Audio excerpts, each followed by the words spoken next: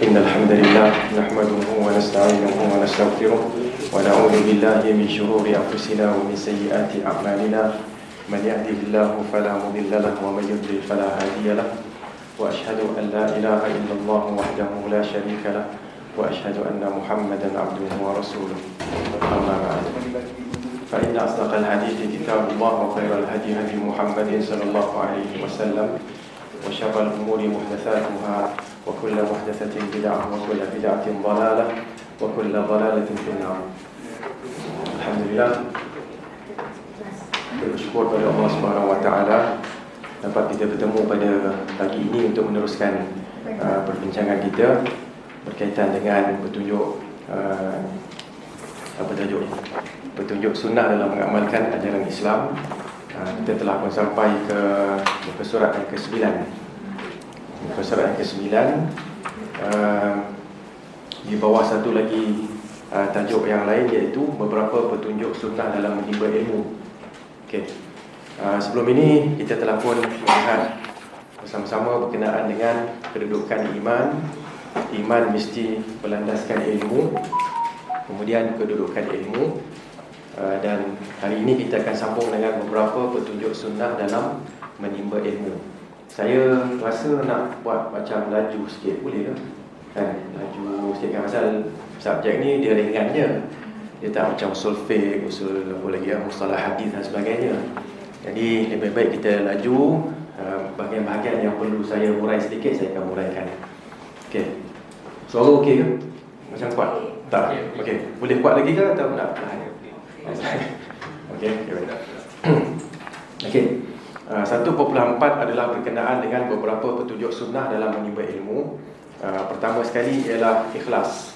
Dan ikhlas ini maksudnya ialah kita melaksanakan sesuatu amalan itu semata-mata kerana Allah Subhanahu Wa Taala, tidak mengharapkan balasan, dan sekiranya ada mengharapkan balasan, tidak boleh dijadikan yang utama. Tidak boleh dijadikan yang utama. Sabda Nabi SAW, "Man ta'allama ilman mimma yubtagha bihi wajhullah azza wa jalla, la yata'allamuhu illa yusiba bihi 'aradan min ad-dunya, lam yajid 'arfal jannah yawmal qiyamah, yakni rihaha." Sesiapa yang mempelajari ilmu yang sepatutnya diharapkan dengan ilmu itu wajah Allah azza wa jalla, tetapi dia mempelajarinya untuk mendapat habuan dunia, dia tidak akan dapat menghidu aroma syurga pada hari kiamat. Hadis riwayat Abu Daud, merupakan hadis yang sahih li ghairi. Okey, jadi kat sini kita perlu faham tujuan utama. Tujuan utama adalah mendapat balasan daripada Allah Subhanahu Wa Taala. Tapi pada masa yang sama, kalau mendapat balasan yang lain di dunia, itu tak ada masalah. Okey, macam apa macam orang yang katalah melaungkan azan, kan?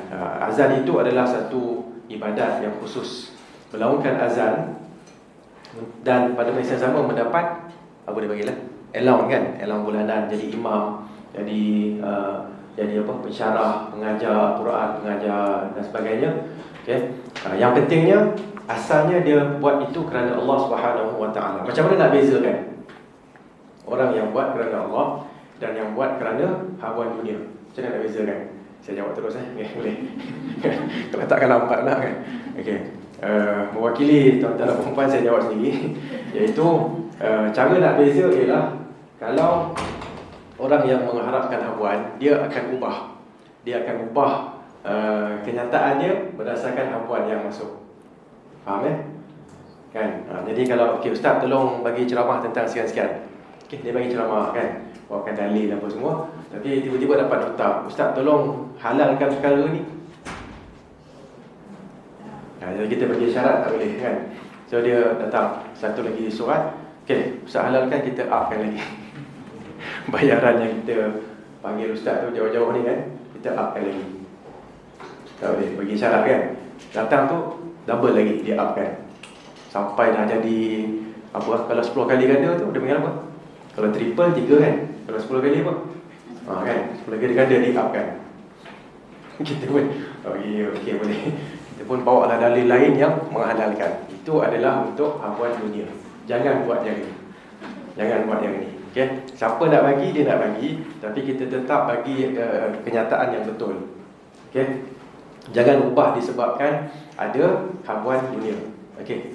Itu yang pertama. Keikhlasan perlu ada untuk belajar. Jangan sekali-kali juga, banyak ulama kita mengatakan jangan belajar untuk nak berdebat dengan alim ulama. Bila ada ilmu sikit, kita bolehlah nak gaduh kan dengan ustaz-ustaz kan, dengan ustazah-ustazah. Jangan, itu bukan tujuan kita. Okay, dan jangan juga bila kita belajar ni, antara tujuan kita adalah untuk nak mendapat mendapat sokongan ataupun pengikut lah kan, daripada orang yang tidak dikategorikan sebagai ulama. Itu bukan tujuan dia. Tujuan ilmu apa dia sebenarnya kalau gitu? Tujuan ilmu adalah seperti yang dinyatakan oleh kebanyakan ulama, mengangkat kejahilan ataupun membuang kejahilan. Itu yang pertama sekali. Dan membuang kejahilan daripada siapa? Daripada diri kita sendiri. Kan? Li raf'il jahli. Kita nak mengangkat kejahilan. Okay? Bila kita dapat mengangkat kejahilan, mulakan dengan diri sendiri. Kemudian siapa? Seterusnya keluarga. Kemudian siapa seterusnya? Masyarakat yang terdekat dan seterusnya lah. Okay? Yang kedua di sini, mendadah ilmu daripada para ilmuwan. Nak sebut ulama pun boleh, nak sebut ilmuwan pun boleh. Kenapa saya tak sebut ulama? Kerana orang takut nak disebut, nak digelar ulama. Dia dah ilmu banyak pun, bila kita kalau diiklankan kita diziarahi oleh seorang ulama kan, orang kat depan tu yang dia tu memang ulama pun dia akan rasa tak sedar hati kan, digelar ulama. Okay, tapi kita sebutlah ahli ilmuwan, tak apalah kan. Okay, yang pentingnya kita mengambil ilmu dari para ilmuwan, artinya mereka yang ada ilmu kan, mereka yang dah belajar dan ada ilmu, kita ambil dari orang yang seperti ini. Dan semua kita telah tahu bahawa pewaris Nabi adalah al-ulama kan. Dalam satu hadis lain, saya tak tahu saya sebutkan ke sini ataupun tidak, al-ulama warasatul anbiya. Para ulama adalah pewaris Nabi. Wa innal anbiya, dan nabi-nabi ini lam yuwarithu dinaran wala dirham. Mereka tidak mewariskan dinar maupun dirham kan, wang ringgit ataupun sen, tidak kan. Wa innama warathul ilm. Mereka mewariskan apa? Ilmu. Faman akhadahu akhadha bihadhin wafir. Siapa yang mengambil ilmu itu, dia mendapat hadh, iaitu apa dia panggil lah, benda yang diwariskan ni namanya apa? Pusaka. Pusaka yang, harta pusaka yang lumayan. Okey. Ini penting. Nanti kejap lagi sebenarnya kat depan tu ada, tapi tak apa, biar sampai sana nanti saya akan bincangkan, iaitu berkenaan dengan ilmu yang diamalkan. Kalau sampai situ saya tak sebut, tolong tanya balik Okey. Dengan itu, apa yang kita kena buat? Langkah pertama adalah menghadiri majlis-majlis ilmu.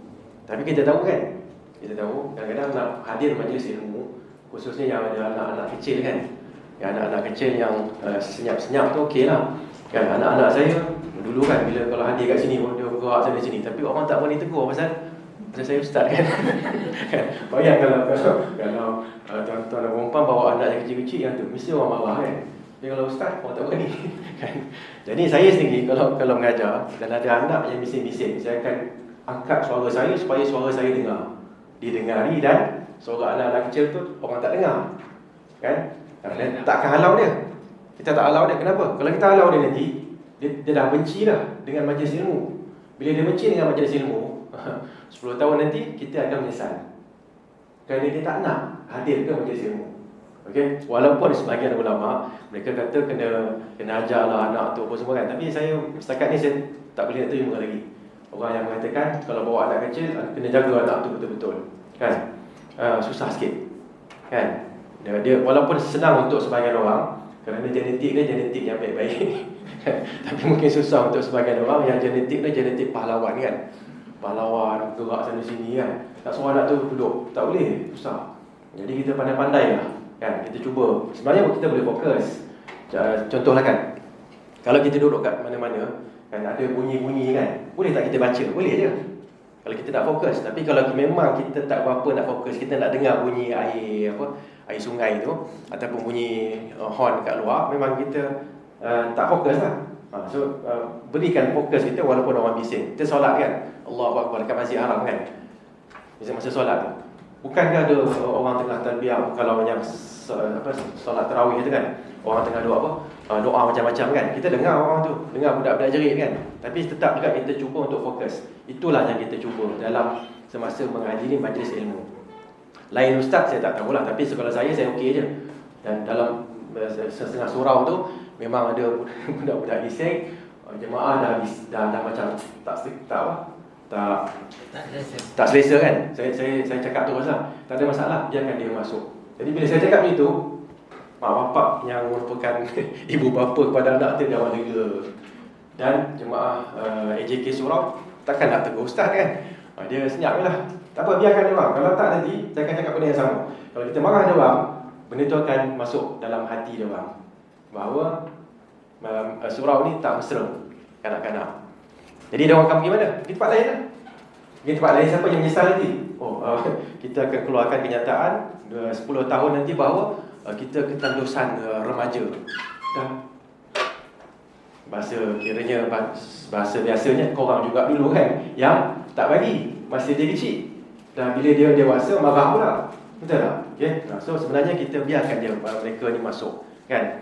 Dan sedikit lagi, sebenarnya kalau kita tengok dalam sunnah Nabi pun, Nabi SAW bila solat jadi imam tau kan. Bayangkan dia adalah imam besar sekali, yang paling hebat sekali. Dia angkat siapa? Umaymah, anak Zainab kan, dokong. Bayangkan, okey. Solat-solat Hasan ataupun Husain naik belakang dia, jadikan dia kuda kan. Lama dia sujud kan. Sampai sahabat ingat mereka ni ada keburukan, kecelakaan yang berlaku kepada Nabi SAW. Pada yang masa solat tu angkat kepala tengok kan, nak pastikan kok Nabi kena bunuh ke apa ke, tengoklah kan. Hasan ataupun Husain duduk belakang Nabi kan. Kalau kita lama sikit kita angkat anak kita kan, Nabi Muhammad dia biar je. Dia biar sampai budak tu, iaitu cucunya Hasan ataupun Husain radhiyallahu anhu turun. Dah habis solat tu dia beritahu lah, masa saya solat tadi kan, sujud panjang kerana ni anak saya ni naik, jadi saya tak nak ganggu dia. Macam mana? Bayangkan kalau imam buat macam ni, esok dah kena kena pindahkan tempat lain lah kan. Pindahkan tempat dah tak ada anak kan, okay? Ataupun pindah tempat lain yang jauh-jauh, okay? Jadi sebenarnya amalan dalam sunnah Nabi SAW, petunjuk sunnah ni kan, kalau kita tengok amalan Nabi sebenarnya mudah, kita yang menyusahkan. Okay? So tak apalah, kadang-kadang bila berdepan dengan masyarakat yang menyusahkan, ataupun mungkin sama ada kadang-kadang suami kita menyusahkan, kita sendiri menyusahkan, so cek balik semula. Sebenarnya mudah je. Okay? Baik. So langkah pertama, hadir ke majlis ilmu. Alang-alang saya sebut yang ni, masa dulu dengan Darul Fitrah pernah lah kan, bila kita sebut tentang anak-anak ni, kawan-kawan yang masuk Islam ni, dia mengatakan dekat gereja biasanya ada satu tempat untuk anak-anak. Jadi bila mak bapak pergi untuk belajar dekat gereja, ada tempat yang memang khas untuk anak-anak masuk situ, dan ada orang jaga. Bukannya masuk situ biarkan saja, ada orang jaga. Okay, so mungkin boleh difikirkanlah perkara ni. Okay?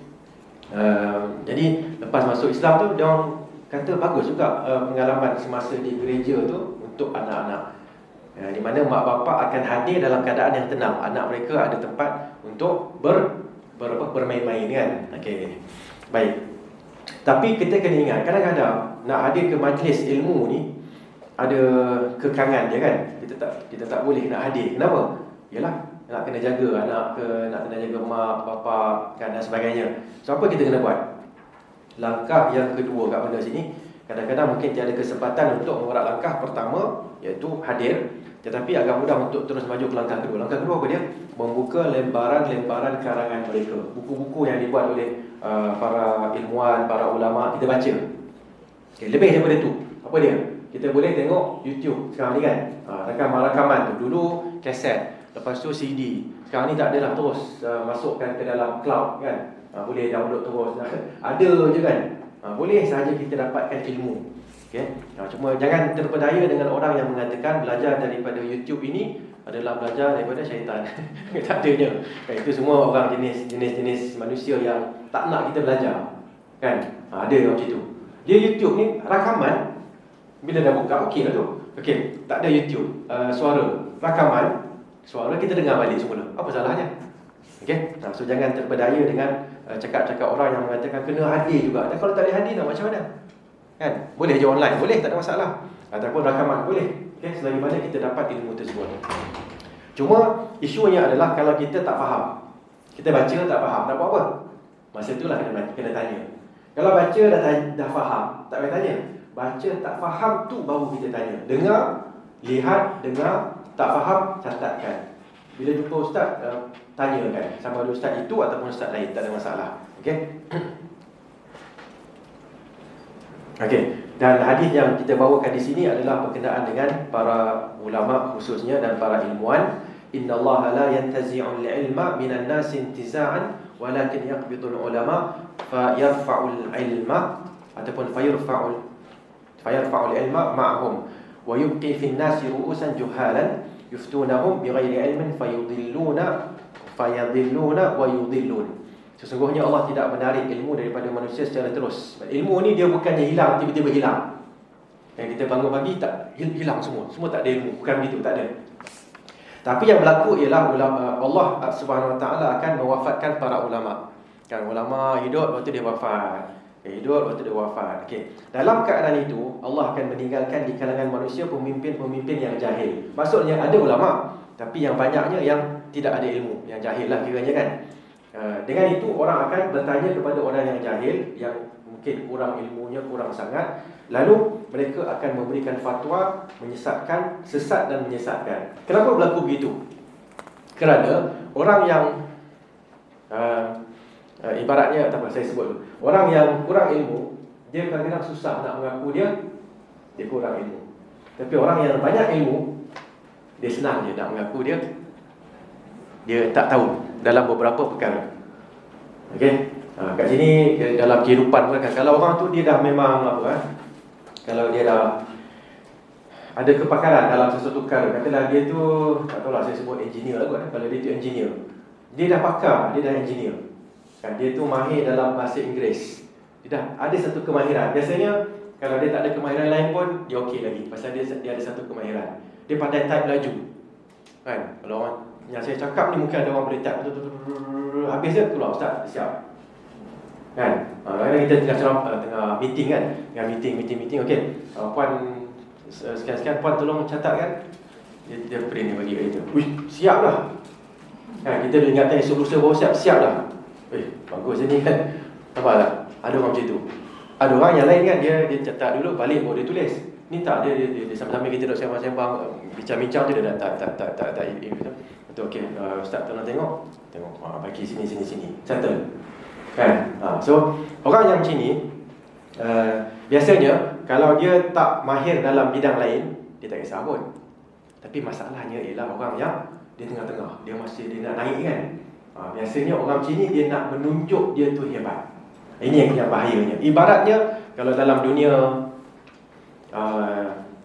ilmu self defense ataupun persilatan ke taekwondo dan sebagainya kan.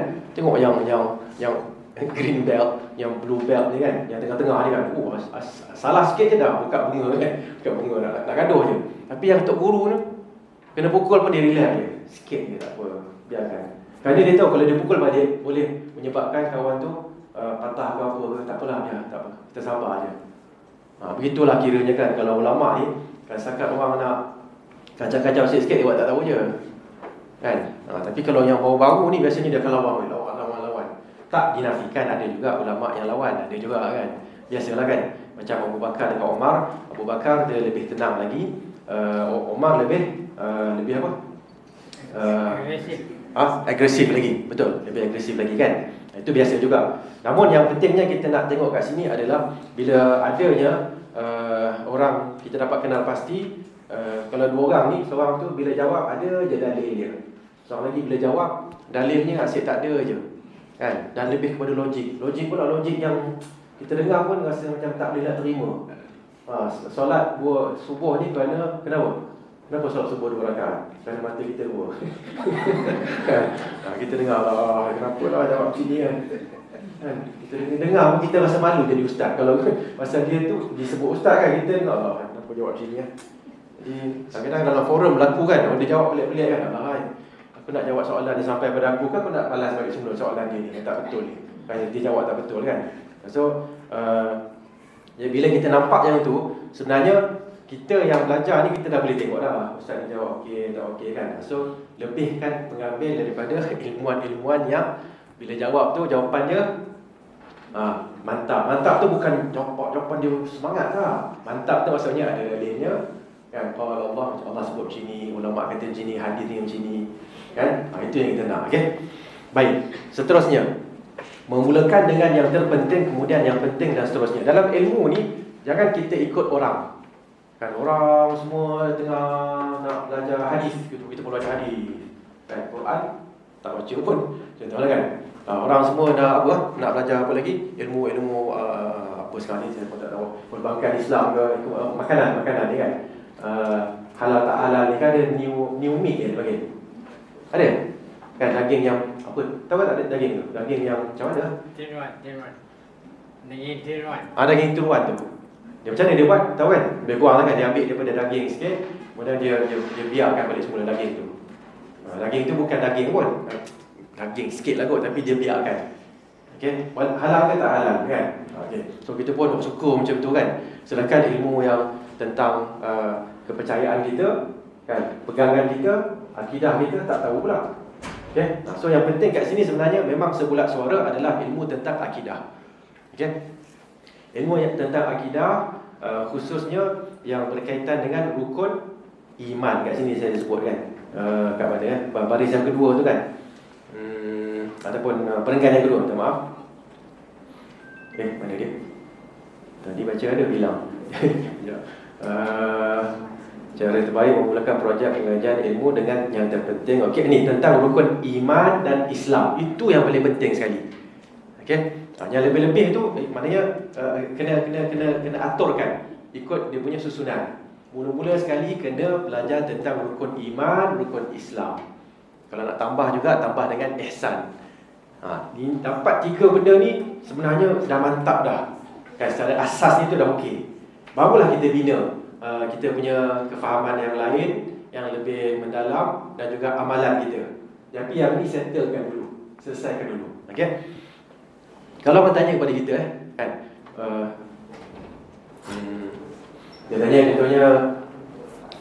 dia tanya apa soalan dia? Kata abang ataupun akak, nampak akak selalu waktu orang naik kat sini kan, apa ni, residensi cahaya ni, ada apa ada kelas. Oh, ada kelas. Saya tergerak hati lah kan untuk nak belajar. Tapi sebelum saya nak belajar tu, saya nak huraian ringkas tentang Islam. Dan saya ada masa setengah jam je. Dan saya pergi offshore sekejap kan. Sekejap tu tak sekejap lah, mungkin berapa bulan kat offshore tu. Waktu balik semula nanti jumpa balik lah kan. Setengah jam. Apa kita nak cerita tentang Islam setengah jam? Apa kita nak cerita? Nak cerita apa? Rukun iman lagi, Islam lagi. Tadi kan saya sebut dah lah kan? Islam, iman, ihsan ni depan ni hadis dia, dalil dia kat sini. Kita bacakan je hadis Jibril. Ini namanya hadis Jibril. Hadis Jibril yang kita baca terjemahannya kan. Semasa kami bersama, Umar sebut, semasa kami bersama Rasulullah sallallahu alaihi wasallam pada satu hari, tiba-tiba muncul di hadapan kami seorang lelaki yang amat putih bajunya, amat hitam rambutnya. Tidak kelihatan sebarang tanda pengembaraan padanya dan tidak pula dikenali oleh seorang pun daripada kami. Okey, stop situ dulu. Bayangkan kita tengah duduk. Cuba bayangkan kan. Rasulullah tengah duduk dekat Madinah. Okay, saya nak tanya sikit lah. Sikit je soalan dia. Saya jawab tak apa kan. Madinah zaman dulu besar mana? Madinah zaman sekarang ni besar kan? Besar kan? Madinah zaman dulu besar mana? Kecil mana? Dia lebih kurang lah. Madinah ni macam Masjid Nabi sekarang ni. Masjid Nabi yang besar tu sekarang ni, itulah dia tu. Kiranya Madinah macam itulah kan. Orang yang duduk Qiblatain ni kan, yang duduk Qiblatain tu bila datang tu pun dah kira macam jauh dah. Kita Qiblatain ni sekejap je pergi kan. Okay. So di sini kita kena faham.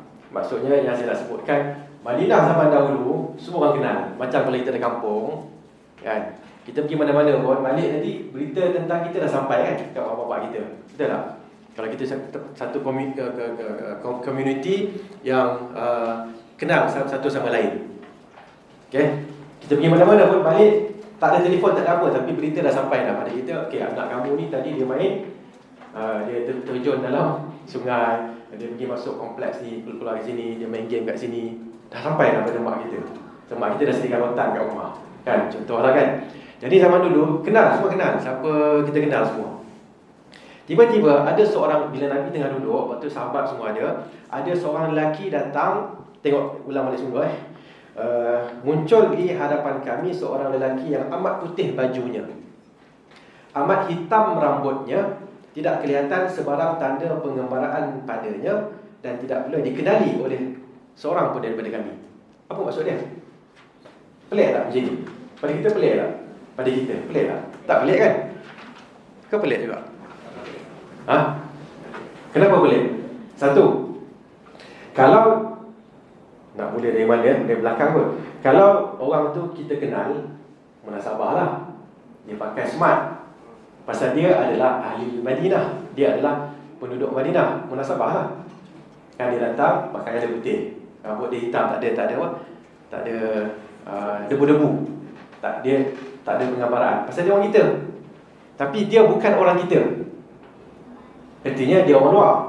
Bila orang luar datang, mesti ada tanda penggambaraan. Tengok tak ada tanda penggambaraan.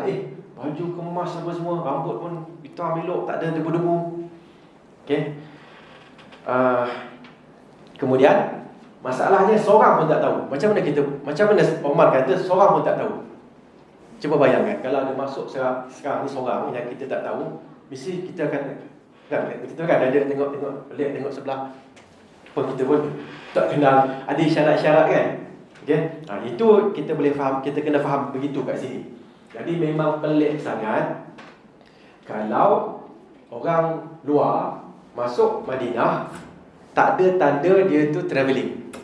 Tak ada tanda, pelik sangat. Pasal macam mana? Madinah bukan macam sekarang ni kan, naik bas, naik train, keluar-keluar kan, tak ada. Kan kalau jalan mesti berdebu apa semua. Kan tiba-tiba kemas macam ni. Seorang pun tak kenal, tengok-tengok. Tak kenal. Tak kenal. Siapa dia ni? Pelik. Okey. Dia pun maju sehingga duduk di depan Nabi SAW, lalu merapatkan dua lututnya dengan lutut Nabi dan meletakkan dua tangannya di atas dua pahanya. Seraya berkata, ya. Itu lagi pelik. Dia datang dudukkan Nabi tu lagi pelik. Yalah, lagi pelik lah. Dah lah. Betul. Kenapa? Kerana kalau orang Madinah kenal lah Nabi kan. Orang luar macam mana boleh kenal Nabi Muhammad? So datang terus gitu duduk depan Nabi SAW. Okey. Kemudian dia tanya soalan-soalan ni kan. Soalan ni saya tak payah tanya kot kan, pasal tak payah baca pun, mesti kita tahu dah. Dia tanya 5 rukun Islam. Dia tanya tentang Islam, Nabi ceritakan 5 rukun. Dia tanya tentang iman, Nabi SAW ceritakan 6 rukun. Kemudian dia tanya apa lagi tentang ihsan. Nabi ceritakan berapa rukun? 2 rukun kan. Ada ke rukun kat sini? Ada. Rukun pertama adalah buat ibadat. Tengok kat sini, bawah sekali tu kan. Beritahu kepadaku tentang ihsan. Jawab baginda, kamu beribadat kepada Allah seolah-olah kamu melihatnya. Jika kamu tidak dapat berbuat demikian, maka yakinlah bahawa dia melihatmu. Okay, so level pertama buat ibadat macam nampak. Level kedua tak boleh nak bayangkan, buat ibadat dan yakin Allah tengok kita.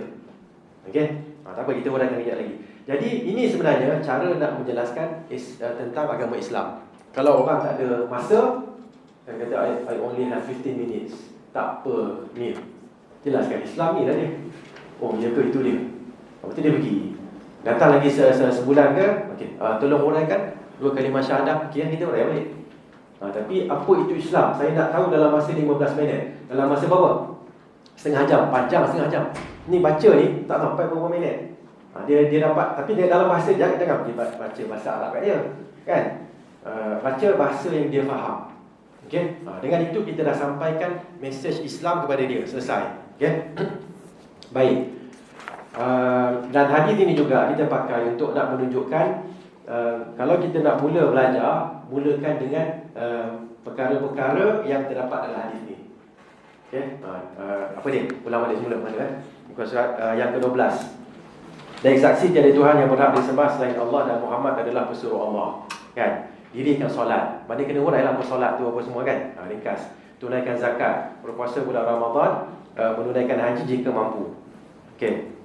Kemudian beritahu kepadaku tentang iman, beriman pada Allah, malaikat, Rasul, hari akhirat, beriman dengan qada baik dan buruk. Apa? Allah, para malaikat, Rasul, kitab tak ada. Kitab jadi tertinggal, kitab, hari akhirat dan beriman dengan qada dan qadar, yang baik dan juga yang buruk. Okey. Kemudian ihsan. Ihsan apa dia? Ibadat macam kamu nampak. Kalau tak boleh nak sampai tahap tu, ibadat yakin Allah nampak kamu. Boleh tak bagi contoh dekat dunia ni? Jadi contoh kat dunia ni, kalau kita nampak seorang tu lain dengan kita nampak dia, tapi kita rasa dia nampak kita. Boleh tak bagi contoh? CCTV. Kan? Dengan polis. Kalau kita nampak polis sebab kita tengah buat laju, kita buat laju, nampak polis, automatically kita dah kaki kita tu dia bergerak sendiri. Kan kita break sikit. Polis habis bagi kita, polis dia kita break. Kalau orang potong tu nak potong kacau kita kejar balik. Tapi kalau polis potong, tak apalah, biarlah. Jalan-jalan. Betul tak? Kita nak laju nak potong, tengok alamak, kita nak potong polis. Slow balik, slow di belakang dia. Kan dia dah jalan tu baru kita laju. Itu kalau kita nampak. Dan kita tak nampak dia apa? Kamera, boleh kita tak nampak, tapi kita nampak kamera tu. Kamera banyak kan kat luar, tapi kita buat tak tahu, dia betul tak? Kurang sikit lah. Tahap dia tu macam kurang sikit. Sama juga budak-budak pun, kalau cikgu ada kat depan, dia lain. Dengan cikgu kata, okey ni kamera cikgu tengok nanti. Dia buat tak tahu je. Dia bukan buat tak tahu, dia tahu, tapi dia kurang sikit. Kerana apa saya tak tahu. Ini mungkin boleh tanya orang yang dalam bidang apa, psikologi ke apa, bidang psikologi ke apa, yang mana bila kita nampak dia akan memberi kesan kan pada diri kita. Kita tak nampak, tak ada orang. Bayangkan sekarang ni saya berceramah, tak ada orang. Tapi ada ni, saya tahu ada orang tengok, tapi tak ada orang. Lain. Benar tak? Saya akan ceramah juga, tapi tak sampai ya ke ada orang. Saya macam seolah-olah macam tu lagi. Tapi kalau ada orang lain, dia memang lain. Apatah lagi kalau orang tu ialah yang menjaga. Kan? Cikgu disiplin, yang menjaga. Senyap budak-budak. Cikgu disiplin tu keluar je, tapi ada kamera. Tengok kamera ni semua ni, kan ada cikgu tengok nanti. Cikgu tengok kat telefon. Dia kurang sikit. Ibaratnya gitulah kalau kita nak bagi faham tentang ihsan ni. Okey. Poin yang ringkas kat sini kita nak faham, mulakan dengan yang paling penting sekali. Mulakan dengan iman. Kalau nak iman pada Allah, iman, beriman dengan Allah. Kemudian malaikat. Kita kena tahu malaikat tu ada apa, sifat-sifat malaikat lah, apa semua kan. Okey. Rasul, kan, kita kena beriman dengan Rasul.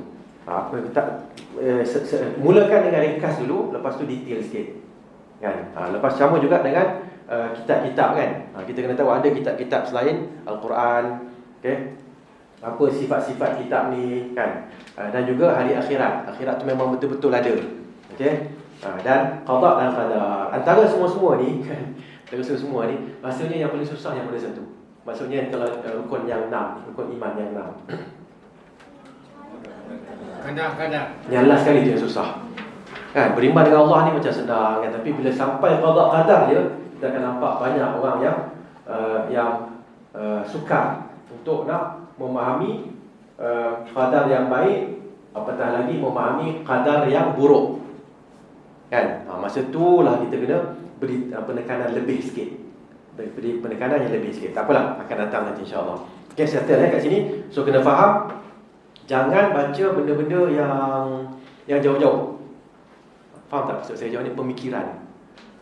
Kita nak belajar betul-betul yang memang betul-betul dipanggil asas fundamental kot kan. Asas. Bila asas tu kuat, yang lain tak ada masalah. Bayangkan kita nak buat bangunan, asas tu tak kuat. Bayangkan asas tak kuat. Kita nak lepaskan anak kita, asas dia tak kuat. Kita nak lepas, dia nak belajar pula kat Jepun. Dia nak belajar pula kat mana? Negara yang pelik-pelik ni apa? Kan? Amerika ni pun agaknya lah, saya tak tahu, saya tak sampai Amerika lagi. Saya dah hantar orang ke sana tapi saya tak sampai lagi. Hari tu cerita sikit lah kan, ada kawan-kawan Arab ni, dia minta, okay, Ustaz tolong carikan siapa nak pergi Amerika. Kita perlukan orang Malaysia pergi Amerika, ada 4-5 orang ke kan. Saya rasa nak pergi, tapi visa tak ada. Visa mereka pula nak dapat susah kan. Visa ni kan 10 tahun kan, tak dapat tu interview dah, tak ada, cari orang lain pergi. Okay? Pasal apa dapat? Ha? Pasal apa dapat? Pasal apa? Janggut. Dia ada je, kalau janggut kalau kita jawab betul dia lepas. Kan? Yeah? Tapi tak apalah, tu cerita je. Yang saya nak ceritakan, kalau kita dah mantapkan anak kita, pergilah mana-mana pun tak ada masalah. Kan? Dia mungkin akan buat maksiat ke apa, tak apa, tapi akidah tu yang pentingnya.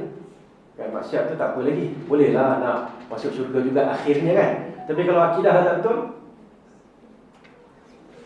betul lah Tuhan tu satu ayah, tapi Nabi Isa pun anak Tuhan juga. Betul lah, macam make sense that Isa is the son of God. Sudah kita habis kita kalau macam tu.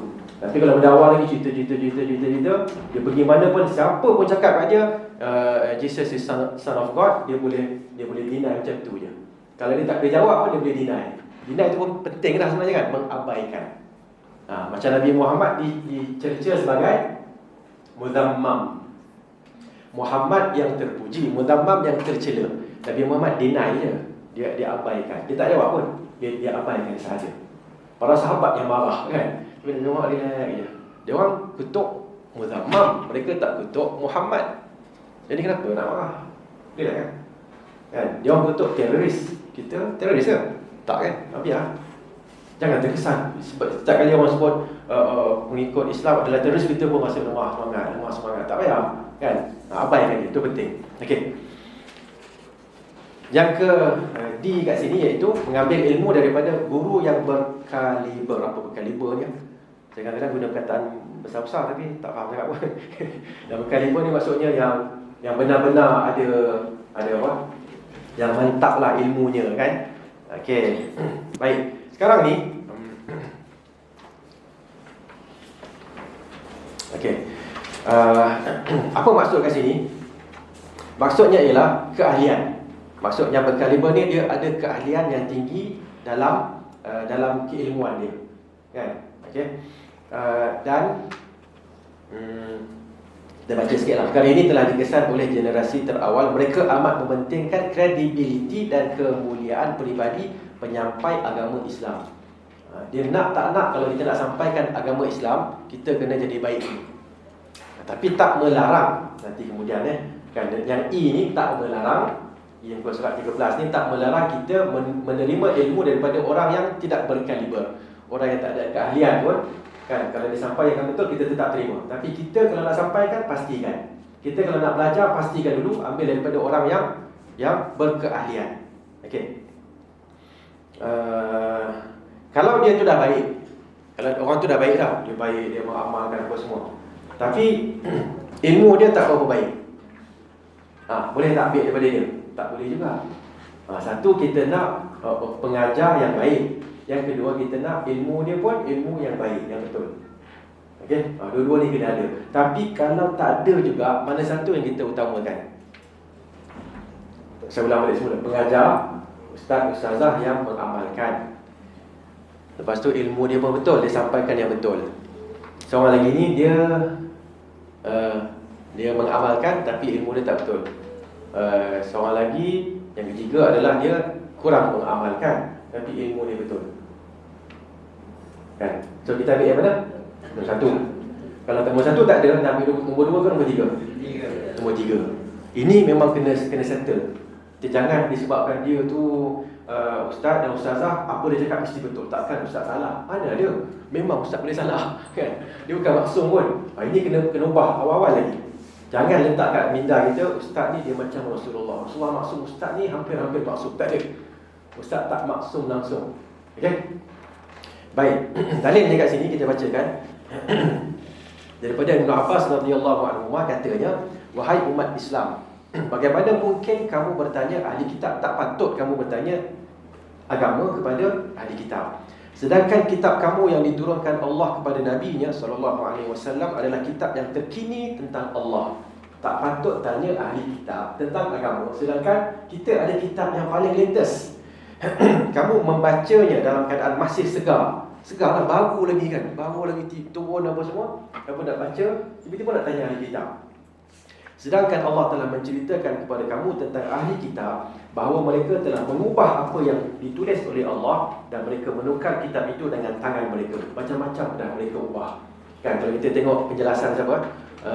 Syekh Ahmad Didat rahimahullah dan juga Dr. Zakir Naik hafizahullah tentang Injil itu bagaimana, ataupun Bible yang diubah-ubah. Ayat pun tak sama kan, verse ini dengan verse sana lain. Kita ni pergilah ke mana-mana pun, bacalah qiraat yang mana-mana satu pun, bila kita kata contohnya kita nak tengok surah Al-Kahfi ayat yang ke-10, qiraatnya lain, cara baca mungkin lain, tapi ayatnya sama. Yang bacalah ayat yang keempat dalam surah dan surah apa? Surah Al-Fatihah, baca sama semua. Betul tak? Takkan kita nak tengok lagi orang yang telah mengubah kitab yang Allah turunkan kepada mereka, ahli kitab kan? Tak patut. Kemudian mereka berkata ini adalah dari Allah, semata-mata untuk menjualnya dengan harga yang sedikit. Sepatutnya ilmu yang ada pada kamu melarang kamu daripada bertanya kepada mereka. Ini penting. Kalau kita ada ilmu yang mantap, kita tak akan terpedaya dengan, kita tak akan terkesan dengan ilmu yang lain yang telah pun diseleweng-selewengkan.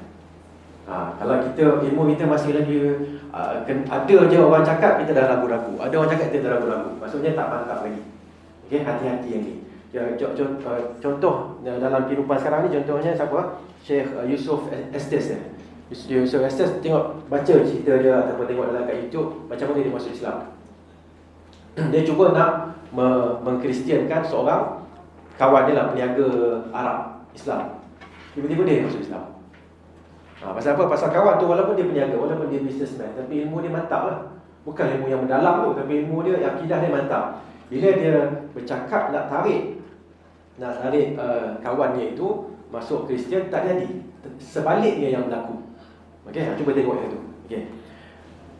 Demi Allah, kita juga tidak pernah melihat seorang pun daripada mereka bertanya kepada kamu tentang wahyu yang turun kepada kamu.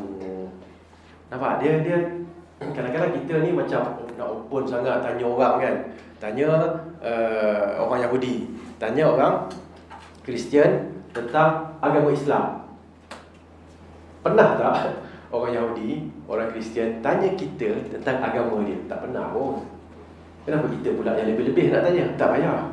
Kan, itu dah satu kesalahan dah. Yang kedua, kitab Al-Quran paling latest, tiba-tiba kita ambil yang dah rasanya dah, kalau bahasa kita sebut dah expired. Kan, bila datang yang Al-Quran itu dah expired. Kan? Okay? So tiba-tiba kita nak masih lagi nak ambil expired. Tak masuk akal. Okay? So ini yang dinyatakan oleh Abdullah bin Abbas radhiyallahu anhuma. So ambil daripada orang ilmuwan yang betul-betul berkeahlian. Okey, teruskan. Boleh ke macam ni? Berat sangat tak kan? Relax kan? Okey. Kalau ada soalan tanya boleh je kan. Yang kelima, E, menerima kebenaran daripada sesiapa sahaja. Ini penting juga ni. Kerana bila orang Islam, yang penting bagi orang Islam adalah mencari kebenaran. Dia tak kisah pun kebenaran itu berada dengan siapa. Tak kisah. Okey. Dan dicampur I, kita akan jadi seorang yang apa perkataannya tu? Kita akan jadi seorang yang perkataannya yang seimbang lah, seimbang. Okay, kita akan mencari kebenaran. Kalau kebenaran itu berada pada musuh kita pun kita akan ambil. Kita akan menolak kebatilan, kesalahan. Kalau kesalahan itu ada pada kawan kita pun kita akan tolak. Bukan tolak dia, tolak kebenaran, tolak kebatilan itu, keburukan itu. Bukan ambil musuh kita sebagai kawan, tak. Kita ambil kebenaran yang ada pada dia. Itu je. Kita akan jadi seorang yang cukup, apa bahasanya, yang adil. Ada adil dan insaf. Okay? Baik. Tengok dalilnya kat sini. Yang penting kat sini saya letakkan kebenaran tetap kebenaran, kebatilan tetap kebatilan. Betul itu betul, salah itu salah. Okey? Dapat yang betul ambil, dapat yang salah tolak. Tapi yang buat ni ulama besar ni, tetap tolak. Tolak apa? Tolak keburukan yang dia buat tu, bukan tolak dia. Dia tu hormat. Dia mungkin tersilap kan, pasal dia tak maksum. Okey. Okay. Kemudian kita tengok hadis ni daripada Abu Hurairah radhiyallahu anhu, katanya Rasulullah sallallahu alaihi wasallam telah mewakilkan aku supaya menjaga harta zakat Ramadan. Lalu datang seorang lelaki mencuri makanan. Tengok elok hadis ni. Aku pun menangkapnya dan berkata, aku akan membawa kamu kepada Rasulullah sallallahu alaihi wasallam. Lalu dia berkata, sekiranya kamu pergi ke katilmu, maka bacalah ayat kursi, kamu akan diiringi seorang penjaga daripada Allah Ta'ala, dan syaitan tidak akan mendekatimu sehingga waktu pagi. Nabi SAW bersabda, dia telah bercakap benar kepadamu, sedangkan dia adalah penipu besar.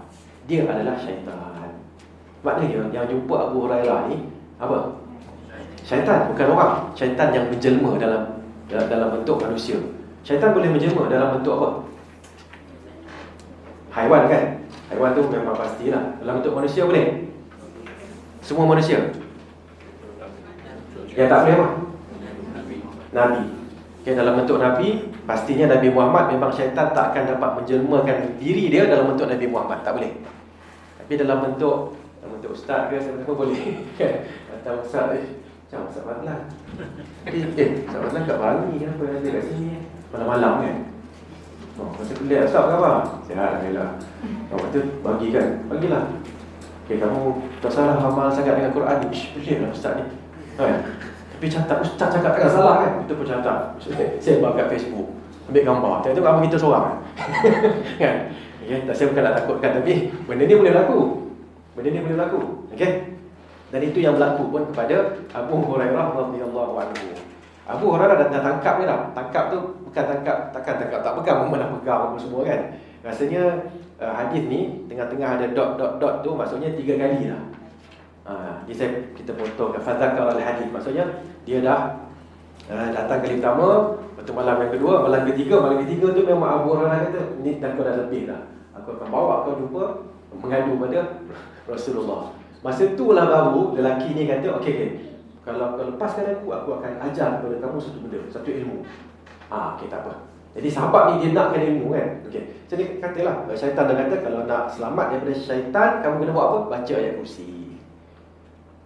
So esoknya Nabi pun tanya, macam mana lelaki semalam tu? Abu Hurairah terperanjatlah kan, Nabi boleh tahu kan, biasalah wahyu kan. So Nabi mengatakan, sadaqaka wa huwa kadhub. Dia telah bercakap benar kepada kamu walaupun dia itu penipu besar. Syaitan ni penipu besar. Dekat sini kita nak ambil pengajarannya lah. Menerima kebenaran daripada sesiapa sahaja. Kalau syaitan yang penipu besar cakap betul, kita terima syaitan ke kita tak terima? Terima syaitan. Soalan saya itu salah sebenarnya. Kita tak terima syaitan, kita terima kebenaran yang dia bawa. Syaitan jangan terima. Pasal Nabi kata wa kadhub. Dia tu kadhub, dia tu penipu besar, jangan terima dia. Tapi terima kebenaran yang dia cakap. Okey. Dengan itu terbalikkan dia. Kalau seorang ulama cakap salah, tolak dia ke tolak kesalahan dia. Dia tu jangan tolak. Ini yang menjadi kaedah ulama-ulama kita. Okey. Zaka syaitan, dia itu adalah syaitan. Okay, so syaitan boleh dia menjelma apa semua kan. Okey, soalan saya sekarang ni, kalau kita nampak orang yang kita rasa syaitan yang menjelma, kita nak buat apa? Nak lari tak larat tadi kan? Baca ayat kursi kan. Yang kedua, jangan takut. Buang rasa takut tu.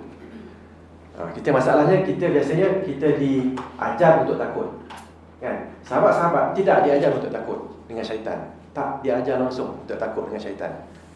Okay? Mereka diajar dia betul takut dengan apa benda ni, kalau jengking apa semua tu kan, binatang buas dia. Dengan syaitan tidak diajar takut. Okay? Jadi kena ubahlah benda tu kan. Banyaklah dia punya bacaan, contohnya auzubillahi minasyaitonirrajim, paling kurang ayat kursi. Lagi apa lagi? Ada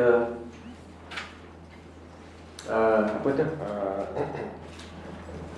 A'udzubika min hamazati syayatin wa a'udzubika rabbi ayahdurun. Kan dalam ayat Quran aku dah disebutkan, aku berlindung dengan kau daripada gangguan syaitan, dan aku berlindung dengan kau ya Allah daripada mereka hadir. Jangan kita kata pula saya tak takut, mainlah. Jangan gitu. Kan? Pasal kita tak nampak dia. Bila dia hadir dalam keadaan dia nampak, okey juga. Bolehlah lawan walaupun menakutkan ke apa. Tapi kalau hadir dalam keadaan tak nampak, susah kita. Tiba-tiba dia pukul belakang kita kan. Kita tak lawan macam mana? Kan? Kalau dia datang, okey boleh nak lawan. Okay, dan banyak kisah-kisah yang menunjukkan bila syaitan hadir, Rasulullah dan para sahabat tak takut akan berdepan. Contohnya apa? Nabi tengah solat kan, tiba-tiba Nabi macam pegang something kan, sesuatu kan. Okey. Lepas tu Nabi lepaskan. Sahabat tengok pelik kan. Yalah, bila nampak pergerakan yang tidak normal, sahabat akan tengoklah. Jadi Nabi kata apa? Syaitan nak lintas depan aku, lalu aku pun cekik dia. Bila aku cekik dia, lidah dia terjelik kena tangan aku sampai aku nampak rasa sejuk lidah dia tu.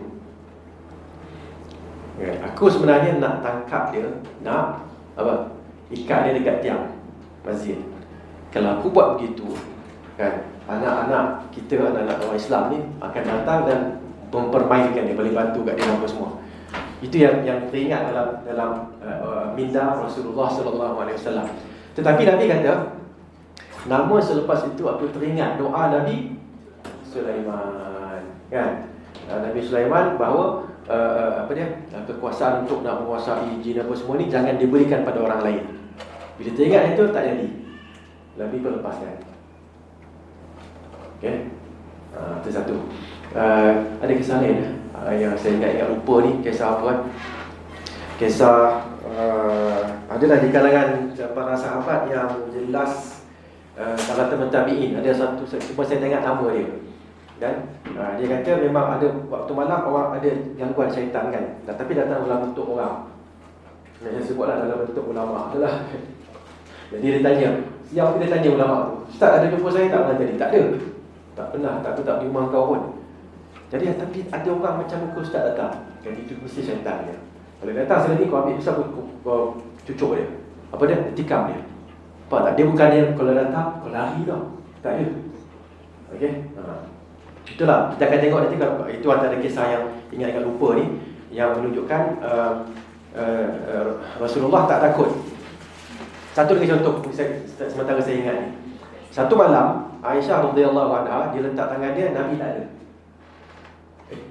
Patutnya Nabi ada, Nabi tak ada. Ini mesti pergi rumah isteri lain. Jealous kan? Tak berhati macam mana kan? So dia pun keluar malam-malam ni. Aisyah keluar malam-malam. Maknanya dah malam lah, lepas isyak apa semua. Zaman tu mana dah ada lampu-lampu jalan ni kan. Dia cari. Bila keluar tu sikit, bayangkan dia masjid Nabi. Boleh saya bangun sekejap Okey. Masjid Nabi macam mana nak lukis dia? Macam ni lebih kurang Betul? Okay, nanti kan sini sikit. Ini bucket kan? Bucket kan? Okey. Kita dah sebut inilah dia lebih kurang. Madinah kat sini lah dia buat dulu. Ini dah kira luar ni. Dah kira luar daripada Madinah kan. Madinah ni kampung tu lah. Rumah Aisyah ni mana? Sini kan? Okay, so bila Aisyah dia keluar, dia nampak macam Nabi ada dekat sini, kawasan sini. Setelah saya tengah menghadap kepada ke bucket tu lah. Satu, malam-malam ziarah kubur. Sunnah lah.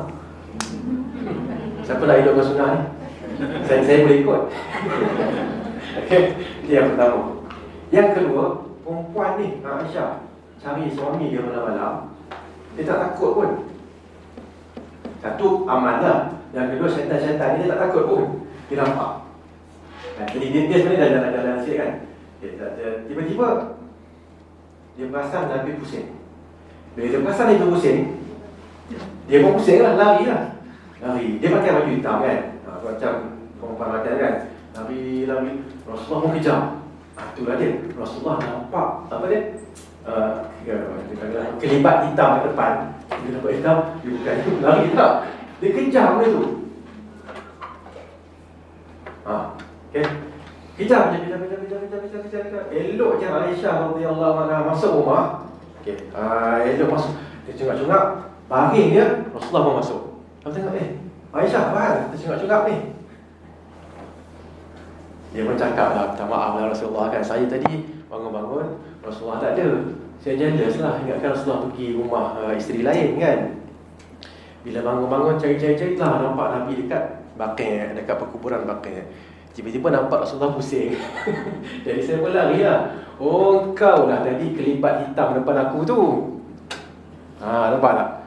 Sebenarnya takut pada syaitan ni tak sepatutnya ada pada kita. Tapi biasalah kalau tengok TV-TV, drama-drama yang hantu-hantu tu, kita rasa takut kan. So, cubalah jangan rasa takut. Kena ubah balik semula kan benda tu. Okay. Ya, dengan itu kita faham kat sini kebenaran walaupun daripada syaitan kena ambil. Okey, orang kafir kita ambil tak kebenaran? Ambil. Ambil kan? Contohnya apa? Dalilnya apa? Balqis apa? Balqis ni pemaisuri Sabah kan? Okey, masa zaman Nabi Sulaiman alaihissalam. Okay, cerita sikit lah boleh kan? So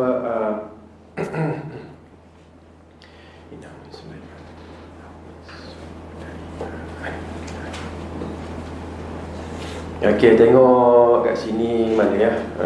Dalam surah mana? Surah An-Naml, betul?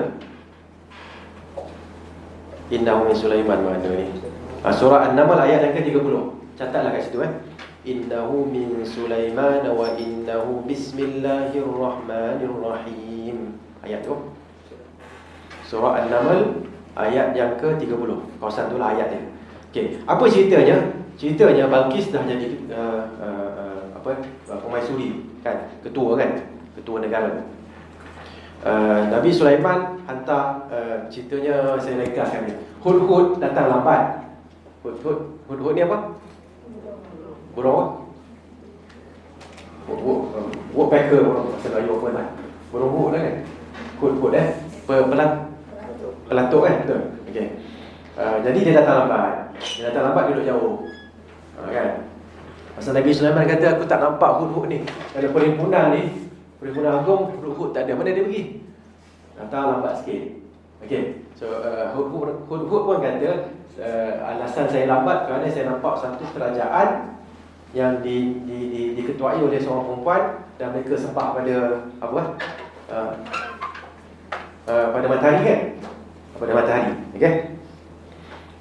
Jadi dengan itu yasjudu dari syamsi min dunillah, ayat yang ke-24 tu.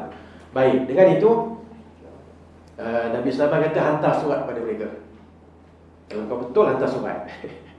Hud-hud nak kata apa? Dia kena ambil surat tu, dia hantar paling surat sampai innahu ini daripada Sulaiman.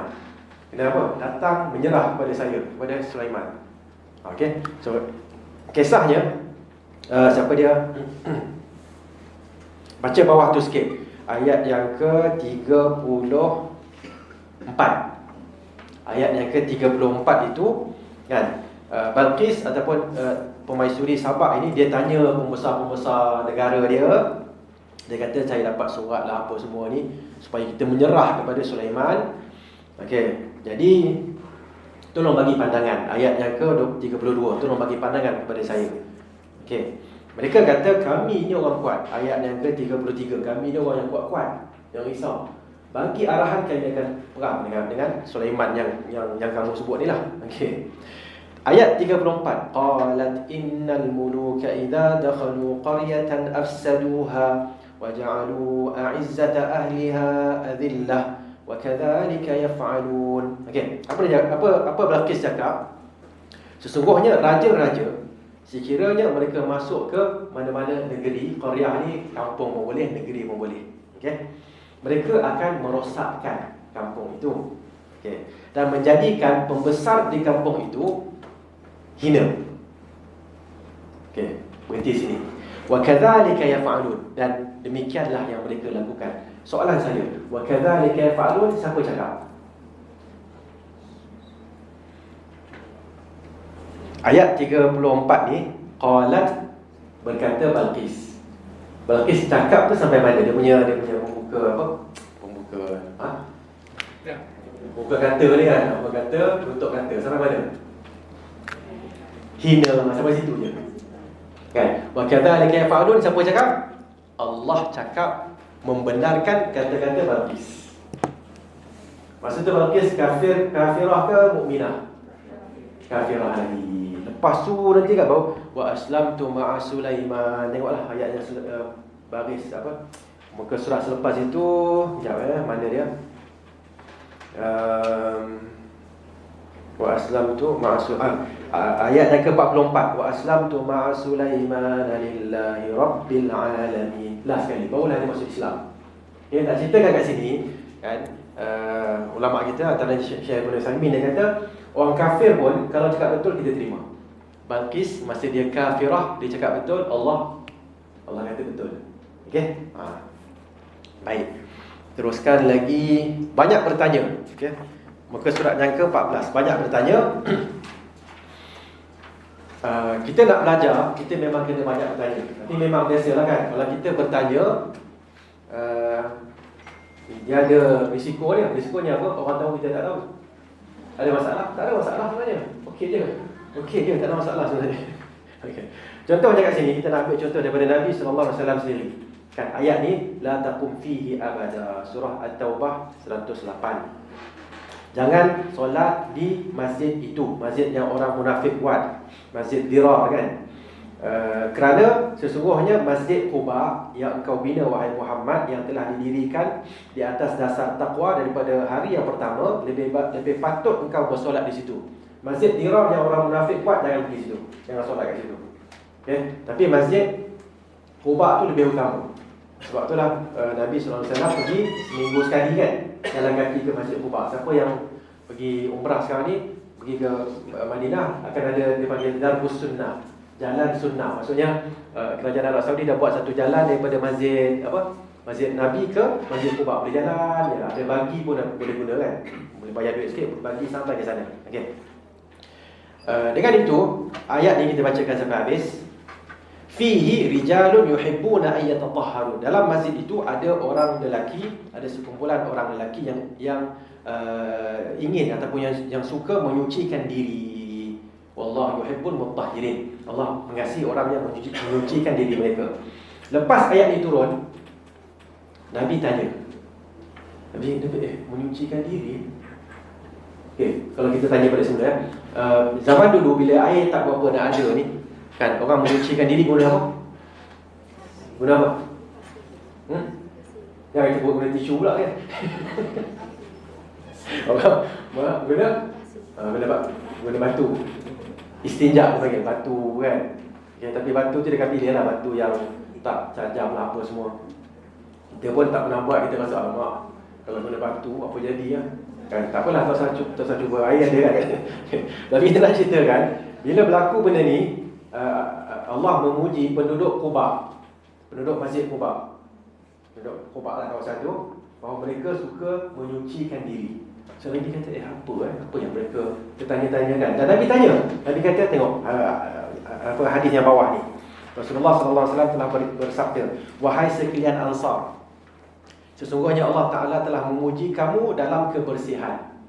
Kan? Apakah bentuk kebersihan kamu? Apa yang sampai Allah turunkan ayat puji kamu semua ni? Kan? Mereka menjawab, kami berwuduk untuk solat. Okeylah kan? Mandi kerana janabah, mandi apa dia panggil? Hadas besar, mandi wajib.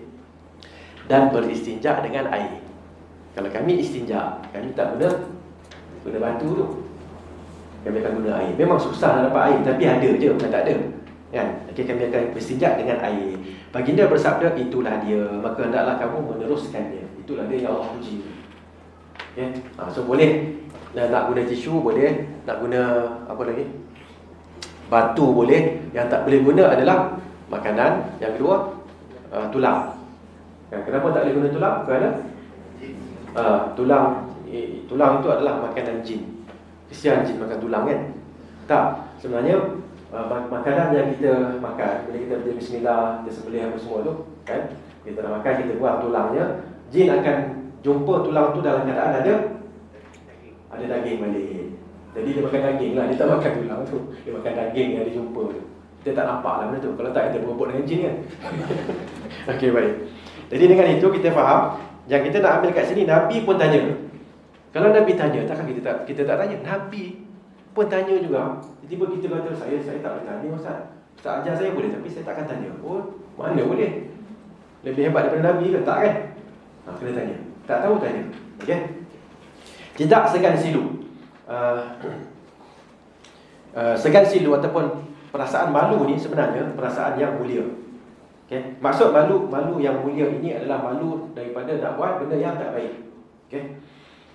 Nabi SAW dalam hadis ini telah berjalan di sebelah seorang lelaki daripada kalangan Ansar yang sedang menasihati saudaranya berkenaan perasaan malu. Dia kata jangan malu. Kau ni malu sangatlah, jangan malu. Nabi kata apa? Biarkan dia. Sesungguhnya perasaan malu ialah sebahagian daripada iman. Penting perasaan malu ni. Bila kita malu, kan, khususnya malu pada Allah, malu pada apa dia panggil apa? Kehormatan diri kita, kan. Sebab kita akan jaga perbuatan-perbuatan yang tak baik kita takkan buat. Okey. Namun begitu, kita kena ingat di sini bahawa perasaan malu ini bila sampai kepada ilmu, kita tolak tepi sekejap. Malu kan? Bila kita tanya, kalau tanya ni mesti orang kata dia ni tak tahu, takkan itu pun tak tahu. Kan? Memang kita tak tahu. Nak macam mana? Tanyalah. Tanya. Dan di sini kita lihat hadisnya daripada Ummu Salamah, katanya Ummu Sulaim telah datang bertemu Rasulullah SAW dan berkata, wahai Rasulullah, sesungguhnya Allah Ta'ala tidak malu daripada kebenaran. Inna Allah la yastahi minal haq. Adakah seseorang wanita itu wajib mandi sekiranya dia bermimpi? Lelaki mimpi, iyalah kan. Tapi perempuan ni kalau dia mimpi macam mana? Jawab Nabi SAW, ya jika dia nampak air mani. Ummu Salamah menutup muka yang malu kan, dan bertanya, wahai Rasulullah, adakah wanita bermimpi? Kan? Jawab baginda, sudah tentu bertuahlah kamu. Kalau tidak, bagaimanakah anaknya akan menyerupainya? Ini ada huraian dia lah. Tapi yang pentingnya, soalan tu kadang-kadang soalan yang apa? Susahlah kan orang perempuan nak tanya. Tapi tanya je. Okey. Lebih baik lagi sebenarnya kalau ada ustazah-ustazah yang mahir bab-bab ni, bab darah apa, haid, nifas dan sebagainya ni kan.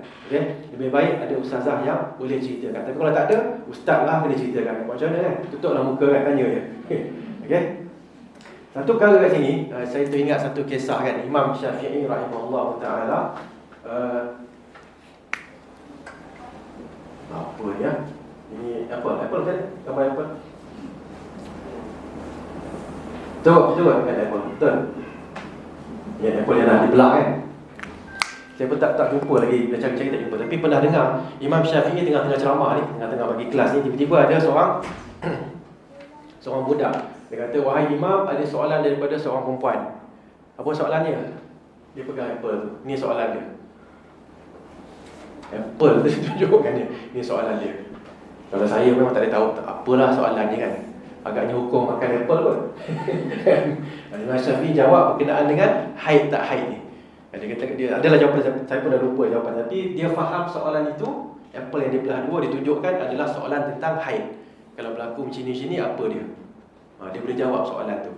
Okay, so maknanya soalan ni tak semestinya kita cakap terus. Mungkin juga kita tulis. Tulis dan hantar. Ataupun kita bagi isyarat tertentu ke kan, yang boleh difahami lah oleh ustaz tu. Okay? Bahasa kiasan. Okay? So yang pentingnya kat sini, untuk dapatkan ilmu jangan malu. Jangan malu je, ilmu tak dapat. Okay? Yang H ni nombor apa kan? E, F, G, nombor 8 Nombor 8 H. Dalam ilmu kita perlu menggunakan ketajaman akal. Ini penting. Maksudnya bila kita nak belajar, kita perlu apa? Nak kata apa? Sama ada kita kena jadi cerdik ataupun berlagak cerdik. Berlagak cerdik ni kita ikut cara orang yang cerdik. Kan? Janganlah, maknanya kita nak belajar tapi apa kan? Lebih banyak fokus. Lebih banyak fokus. Lebih apa? Fokus, banyak fokus. Fokus betul. Sebab ketajaman ni lain orang lain kan. Tapi sekurang-kurangnya ada buku, ada pen. Kalau tak ada pen, kita terlupa bawa pen. Ada apa? Ada telefon boleh catat kan. Bukan main WhatsApp kita catat kan. Bolehlah juga kan. So buatlah apa saja untuk mencatatkan ilmu yang kita dapat. Okey. Kita cuba tengok hadis kat sini. Nabi SAW kadang-kadang Nabi mengasah fokus ataupun ketajaman akal para sahabat dengan membuat soalan-soalan. Tengok soalan ni. Daripada Ibnu Umar Abdullah bin Umar kan, dia kata Nabi SAW telah berkata, sesungguhnya terdapat satu pokok yang daunnya tidak gugur. Pokok ini menyerupai orang Muslim. Beritahu aku apakah pokok ini? Soalan kan? Satu pokok ni daunnya tak gugur, kan? Apa pokok ni? Dia pokok ni macam Islam. Maksudnya bermanfaat macam Islam. Okey. Jadi orang semua yang jawab soalan jawapan pokok padang pasir lah. Pokok apa? Pokok kaktus, pokok apa lagi? Pokok apa benda tu? Pokok ni siwak kan? Arak kan? Pokok siwak ni macam-macam banyak salah. Abdullah bin Umar masa tu dia muda lagi. Kan? Dia kata terlintas dalam hatiku pokok itu adalah pokok kurma. Kenapa orang tak jawab pokok kurma? Kenapa orang tak jawab pokok kurma? Terlalu biasa sangat. Kadang-kadang bila teka-teki. Takkan Nabi nak tanya benda yang jawapan dia depan mata. Mesti tanya soalan yang jauh-jauh kan. Jadi orang dia fikir pokok kurma tak nak sabar pokok kurma. Pokok apa? Okay, kita sudah tulah macam-macam lah. Kan? Dia tengok bukan salah. Abdullah bin Umar masa semua orang jawab salah ni, dia dah terlintas dalam hati dia. Pokok ni mesti pokok kurma punya. Tapi dia malu. Nampak dia kata apa? Fastahyaitu. Tetapi aku agak malu. Kenapa dia malu? Dia budak lagi. Yang kedua, bapak dia ada kat situ. Yang ketiga, pakcik dia Abu Bakar ada kat situ. Takkan nak jawab. Abu Bakar pun tak jawab, aku nak jawab. Tak nak lah, segan lah, malu lah. Dia hormat, malu ke. Tapi, yelah malu dan malu, hormat semua masuk sekali lah. Thumma qalu hadithna ma ya Rasulullah. Kemudian mereka bertanya, beritahulah kami, dah tak jawab salah semua ni kan. Apa jawapannya? An-nakhlah, pokok kurma. Kan betul jawab, kan lebih baik jawab kan. Dalam kisah lain, dalam riwayat lain, bila balik tu Abdullah bin Umar cerita kat bapak dia. Wahai bapak, wahai abah, ayah, sebenarnya masa Nabi tanya tadi, saya ni dah rasa pokok tu pokok kurma, tapi segan nak tanya. Pasal yalah, ayah ada, Rasulullah Abu Bakar ada. Umar marah tau. Umar kata, kau ni patutnya kau sebut, patutnya kau cakap depan Nabi SAW. Pokok tu adalah Rasulullah, jawapan dia pokok kurma. Jawab kan, kalau kau jawab, lebih aku suka daripada seantero apa dunia ni. Nampak? Pasal apa? Pasal seorang bapa, dia nak anak dia cerdik. Cerdik pula depan Rasulullah. Lagilah dia nak. Betul tak? Kalau anak dia nampak cerdik depan Rasulullah, mesti Rasulullah akan berikan perhatian. Dia nak itu ke dia tak nak? Dia nak. Walaupun dia pun tak boleh jawab. Dia tak kisah itu. Anak aku ni cerdik, kenapa tak jawab? Okay? So kat situ kita faham, kalau kita cerdik, buat cara cerdik lah. Dan kita cerdik buat bodoh. Jangan. Okay? Dan kalau kita tak berapa cerdik, tengok sahabat-sahabat yang lain tu, dia orang cuba jawab. Maknanya dia orang taklah dapat jawapan tu, tapi mencuba. Itu yang kita nak. Dua-dua sekali.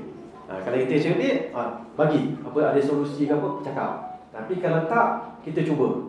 Okay? Dengan itu kita kena faham, nak belajar ni dia memang kena, kadang-kadang kena bila kadang-kadang ada setengah ilmu ni kita baca sekali tak faham. Usul fiqh lah khususnya, baca sekali tak faham, baca 2 kali tak faham, 3 kali tuang kelas terus kan. Tak apa, cuba. Ada setengah ilmu ni mudah. Usul tafsir senang je kan, masuk senang je. Atau usul fiqh pening, atau qawaid fiqhiyah dia pening sikit kan. Dan tauhid senang. Tapi yang saksi ajar tu syubhat, itu yang susah tu. Tauhid tu sini senang. Nampak tak? Tapi bila kita cubalah dengan lama-lama kita akan dapat. Jadi bila kita keluar nampak je, oh ini syubhat dia. Kenapa ada orang sebut Merry Christmas? Kenapa ada mufti yang sebut Merry Christmas? Settle lah. Kita dah settle.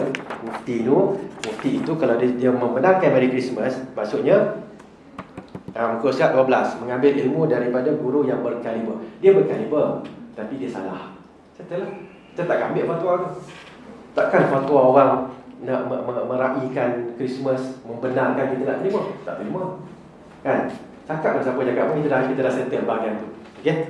Jadi bila mana kata dia? Hilang lah. Okay, kat sini kita faham bahawa kita akan cuba sedaya upaya untuk memahami sesuatu ilmu. Okey? Jangan kita tak nak cuba. Cuba je insya-Allah. Insya-Allah dapat. Okey.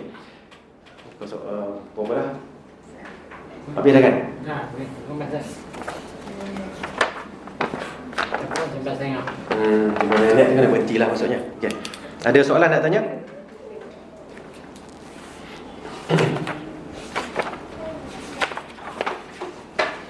Saya anggarkan mungkin dalam 5 kelas lagi habis kot, insyaAllah. Kalau kita buat macam ni lah. Kalau tak ada soalan kan, kita lagi laju. Soalan last sekali kan. Macam ni lah 3-4 minit baru dah tanya soalan. Silakan kalau ada soalan. Tak ada pun tak apa.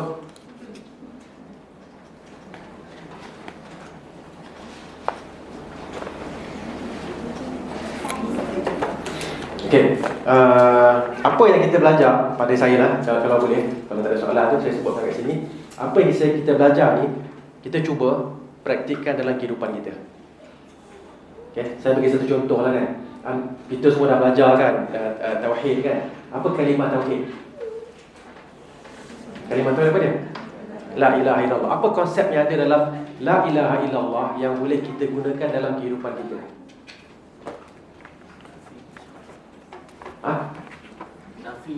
Nafi isbat. Apa maksud nafi? Nafi kita buang, tolak, tapis. Isbat yang betul tu barulah kita ambil. Apa macam mana nak gunakan dalam kehidupan kita? Dalam kehidupan ni, kehidupan.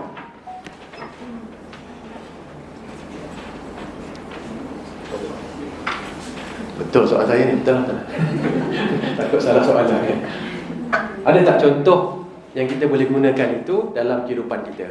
Contohnya siapa ada syarikat, dia nak ambil pekerja. Bukankah dia kena, ustaz, bos, ambil lah pekerja mana-mana. Semua 10 orang ni, semua ni hebat-hebat. Ambil mana-mana pun tak apa. Kita pun lah ambilkan satu. Ini dia. Macam tu ke? Tak, kita kena nafi isbat tadi. Bila ada 10 orang yang di senarai pendek kan, shortlisted tu, macam mana kita nak pilih? Pilih berdasarkan nafi dan isbat. Kita nak apa sebenarnya dalam syarikat kita? Kita nak sekian. Okey, daripada sini kita dah boleh tolak 5 orang. Daripada sini 5 orang ni yang memang kita nak. Ini siapa-siapa pun boleh. Tapi kita nak yang terbaik. Macam mana? Panggil interview. Kan? Panggil interview masih lagi nafi isbat. Dia ni tolak. Ini terima. Last kali, okey, siapa yang banyak dia punya sifat untuk kriteria untuk penerimaan, barulah kita ambil. Okey, kalau shopping ada nafi isbat tak? Adalah keperluan dengan tak keperluan. Okey, betul tak? Keperluan dengan tak keperluan. Dia panggil apa? Dia panggil darurat. Darurat. Kemudian hajat. Dia darurat ni memang kena ada. Mesti ada. Yang kedua adalah yang kedua keperluan. Kan? Hajiat dia panggil. Yang ketiga adalah tahsiniyah. Tahsin ni yang nak mencantikkan saja, decoration. Okey. So kita bila pergi tu, kita kena nafi dengan isbat lah. Saya nampak benda tu cantik lah, best lah kan. Lepas tu orang tu promote macam best lah kan. Kata bang, nak beli yang ni lah. Tu suami dia kata, gunakan konsep nafi dan isbat dekat sini. Maksudnya, perlu ke tak perlu ni? Kalau tak perlu, tolak tepi. Apa yang perlu sebenarnya? Yang perlu sekian. Kan? Kita dah ada list kan? Ada list. Ikutlah list tu. Pergi. List yang kedua pula yang kita beli kan. Yang list yang pertama tu dinafikan. Kita mengisbatkan list yang tak ada. Salah tu. Sebenarnya benda-benda itu kalau kita buat, sebenarnya hidup kita senang lah. Betul tak? Dalam nak memahami orang kan, kita nak deal dengan orang. Dia ni jenis yang lambat ke, jenis yang cepat ke, kan? Kalau cakap laser ke tak laser ke, macam mana kita nak deal dengan dia? Kan? Kita kena menafikan beberapa perkara dan kita kena menerima beberapa perkara. Khususnya kalau suami isteri lah kan. Sebab tu Nabi sebut SAW, jangan ada seorang suami yang membenci seorang isteri kerana satu akhlak yang dia tak suka. Jika ada satu perangai yang dia tak suka, ada perangai lain yang dia suka. Boleh? Kadang-kadang isteri yang suara nyaring tu kan, sakit telinga kan, dia masak sedap. Ada yang masak tak sedap tapi suara dia okey, dengar jadi sedap makan kan. So terbalik begitu juga kan. Bila Nabi sebut itu pada lelaki untuk layan isteri, isteri pun lebihkan itulah pada suami. Kan? Kadang-kadang kita tengok ada isteri yang dia tak sabar dengan suaminya yang suka main bola. Kan? Okeylah dia main bola daripada dia buat benda-benda lain yang tak elok. Okeylah tak apa lah. Layan. Tapi ada tak tahap lah layan dia. Pakailah baju yang apa? Tutup aurat dan sebagainya. Okay? So sebenarnya boleh saja kita gunakan konsep tu dalam kehidupan kita. Saya rasa itu saja kot. InsyaAllah kita tutup majlis kita dengan berdoa meminta agar Allah Subhanahu Wa Taala memberikan ketakwaan pada diri kita. Allahumma ati nufusana taqwaha wa zakkiha anta khairu man zakkaha anta waliyuha wa maulaha. اللهم نجي المستضعفين المضطهدين في فلسطين وفي غزة وصل اللهم على محمد وعلى آله وصحبه وبارك وسلم. Kita tangguh dulu dengan tasbih al-kafarah. Subhanakallahumma wa bihamdik asyhadu an la ilaha illa anta astaghfiruka wa atubu ilaik. Assalamualaikum warahmatullahi wabarakatuh.